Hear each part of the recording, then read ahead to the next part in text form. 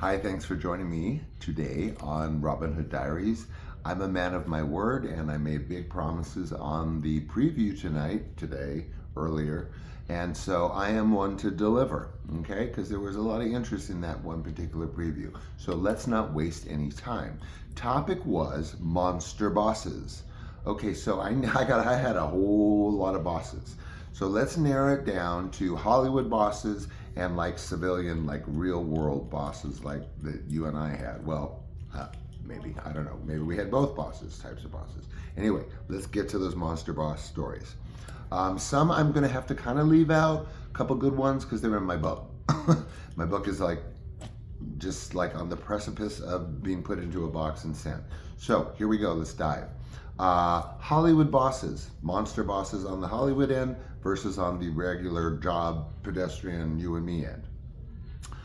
Okay, first we need to start with the three bosses that we all know about from my graphic, horrible videos, my own shows. And those three horrible bosses were the director that you know whatted me several times, the actress in power, in celebrity form, who again performed that act many times. And then the third one was a producer against, well, let's just say I was way too young for those experiences. Okay, number two, monster bosses, kind of by proxy, you know, it's like them and company. So it's Tom Hanks. I've mentioned it before, I know. I don't know if at that second he was producer or executive producer or whatever on Bosom Buddies from the 80s. But either way, he was having plenty good time at the table read that you do before you shoot the show. Everything seemed glorious. As we all know, I went through a full rehearsal, a full table read, and a full blocking, which is moving you around all day, telling you where to stand, and then poof, I'm gone because I am, according to my agent, too effeminate. So, kind of a monster boss-ish scenario. Okay, number three, I had a Hollywood producer I was working with, writer primarily, who was in charge of a major Hollywood publication. I was working for them, and long story short, in order to sort of keep my job, his brother was doing an independent film and needed a young man to show up at the door as a blind date, like backfire blind date, as a drag queen. I was not familiar with drag at this time at all. So I did drag for this person, was filmed, had a door slammed in my face, you know, undesirable blind date, whatever. And so that was kind of a monstrous situation because I still had to kind of work there and go to Christmas parties. But then again, I had to be that drag queen, and I never seen that movie. I don't know where the hell that thing ended up. Anyway, kind of monstrous. Okay, next monstrous scenario I have referred to before and involved, like, to me, like up there with the worst, some of the worst, and that was a director who was my direct boss in charge of me being there or not, with a panel or group of ad execs behind him, as is always the case with a commercial. And as I mentioned, this boss of mine, this director boss man, wasn't angrily, but was hollering in my face, literally as far as I am from you to the camera, about how I needed to imagine male genitalia in flagrante, you know, all exposed, everything involved in your head, you can imagine. Hollering at me to imagine this. Imagine it. Laughing. Imagine it, Sean.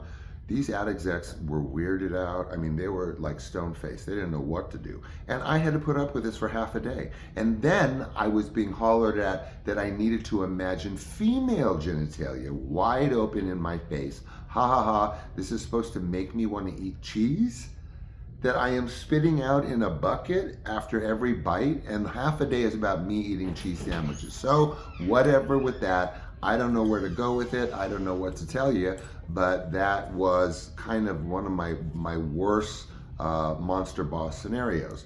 So let's move on to, let's move on to non-Hollywood monster bosses, and that way we can wrap this all up into a tidy 10 minutes. Because, well, let's touch on just one more Hollywood boss that was somebody that, again, I have referred to before, and he was a stage boss, meaning he was directing me on stage. That turned into one of the messiest, silliest, yuckiest triangle toaster fire between me, that boss, director boss, and my leading lady. It got all way weird. Now, civilian, regular job monster bosses. Let's start with Chin Chin, a very famous, fancy Chinese restaurant on Sunset Plaza in Los Angeles. I waited a lot of tables in my day. So I was working at Chin Chin, and again, monsters were these large, of course, Chinese chefs in the kitchen that cooked on a rubber mat that was apparently sacred. So I had been there, very popular, I guess, waiter. One of my regulars was Angelica Houston.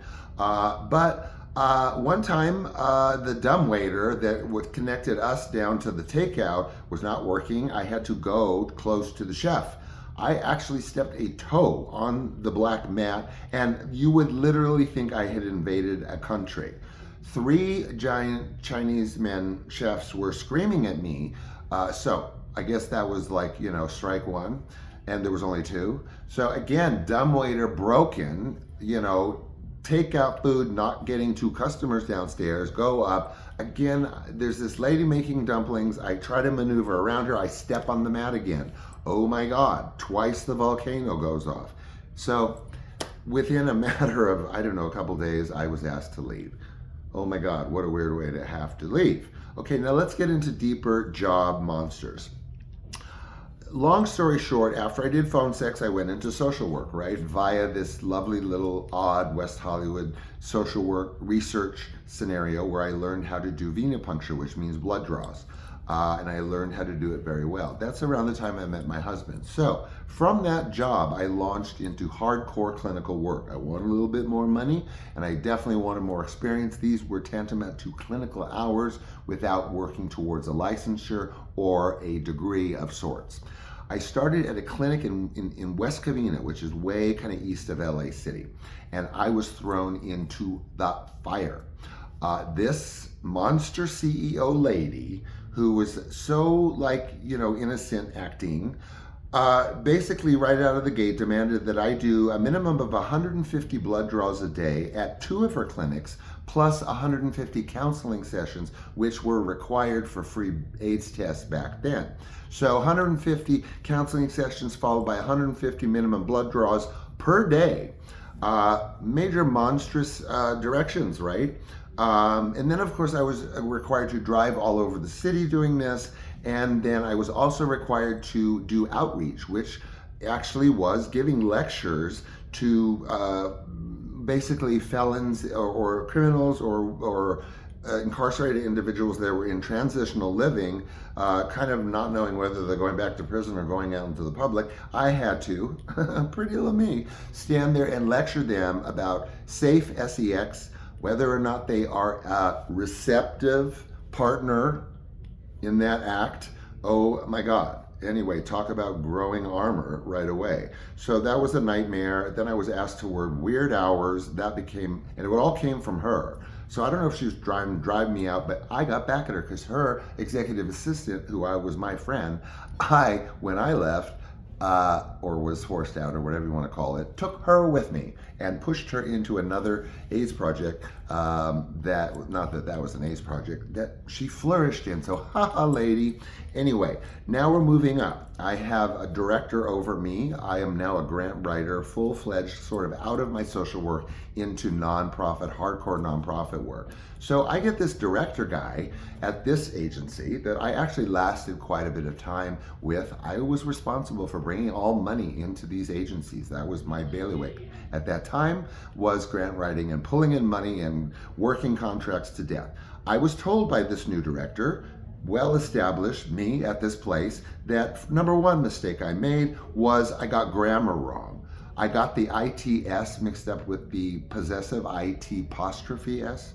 Hello. I did that once. He lectured me. I did it a second time. This director told me, if you make this grammatical mistake one more time, I am going to fire you. What?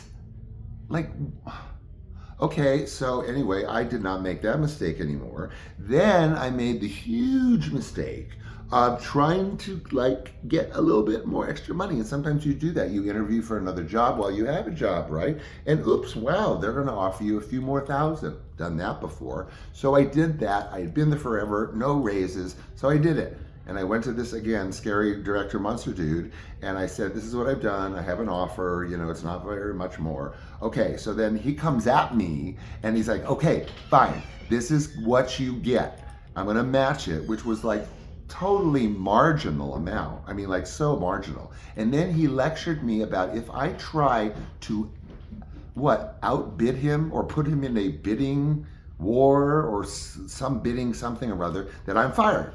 So if I try to do this again and have this conversation again, I am fired flat out. Number 3 with this monster boss is I was actually in a meeting once where he got peeved at one of the sub-manager people that worked around me and basically said, if you say another word, you're fired. Like flat out, leave the room, you're fired. Another word? Another word? Okay. Monster boss, right? Okay, so let's move on. Then I had, let's see, same agency. We had a manager there who was friendly with the director. We won't even go there. Same guy. So they were strangely friendly. So then suddenly after these, I guess, too many grammatical errors or whatever, suddenly this friendly manager lady comes to me in this same organization we're all in and says, oh my God, there's this great job offer elsewhere. Again, like, I don't know, $5,000 more a year, whatever. So I'm encouraged then to go for this major opportunity. Well, I think that was convenient for some people at the agency or whatever that I made too many grammatical errors with or for. So I ended up following this job lead. I ended up in Nightmare. Because I was a good grant writer, I was supposed to or expected to, had to, supervise PhD candidates in their writing skills. Well, first of all, let me tell you something. PhD candidates don't take well to some young guy walking in and saying, okay, y'all need to write like this. So again, sub-monster boss that I get turned over to in this job, which is dead end for me, personally, blah, my office was like a closet, literally. And he's giving me no feedback. I'm like, look, these doctor people are like jumping down my throat, not listening to me. He's like, well, I don't know, you gotta just like, you know, be like, do whatever. I'm out of there in like 5 months, right? Way into a super cool job that I love. Monster scenario there, not necessarily monster boss, but because of the difficulties of that in 1999 and AIDS and all kinds of stuff, yes, some monster stuff happened. Not her. Hard times, my favorite job ever, and some monster stuff happened and I wasn't there anymore. So let's end this.